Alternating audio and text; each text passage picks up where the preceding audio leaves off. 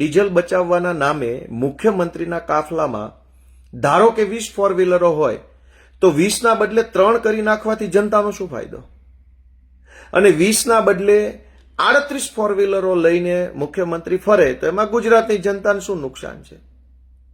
Petrol diesel બચાવવું હોય તો હજારો લોકોએ સરકારી અધિકારીઓની દાદાગીરીના કારણે ગામડામાંથી તાલુકા સેન્ટર ઉપર જે ધક્કા ખાવા પડે છે, ધક્કા ઓછા થાય એવી કોઈ ટેકનોલોજી, વેબસાઇટ, એપ્લિકેશન, ઓનલાઈન સુવિધા, વોટ્સએપ સુવિધા, મિસકોલ સુવિધા કરો તો અબજો રૂપિયાનું ડીઝલ બચે એમ છે. પણ ભાજપવાળા આવા ધંધા નહીં કરે, બસ સ્ટન્ટ નાખે છે. મુખ્યમંત્રીએ પોતાના કાફલામાં વાહન ઘટાડ્યા, ફલાણા અભણ મંત્રી છે એ સાયકલ લઈને સચિવાલય જશે, ફલાણો અંગૂઠા છાપ ઠોઠ નિશાળિયા જેવો મંત્રી છે એ હવે ઇલેક્ટ્રિક કારમાં જશે.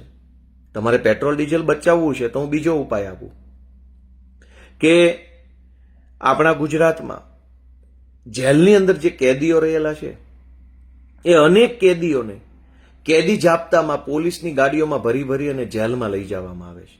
રોજના હજારો પોલીસવાળા, હજારો ગાડીઓ. હવે જામનગરની જેલમાંથી કેદીને ભાવનગર લઈ જવામાં આવે, ભાવનગરની જેલમાંથી રાજકોટ લઈ જવામાં આવે, અથવા રાજકોટની જેલમાંથી રાજકોટ લઈ જવામાં આવે. રોજના હજારો કેદીઓને સરકારી વાહનોમાં બેસાડીને કોર્ટ સુધી, અદાલત સુધી લઈ જવામાં આવે છે.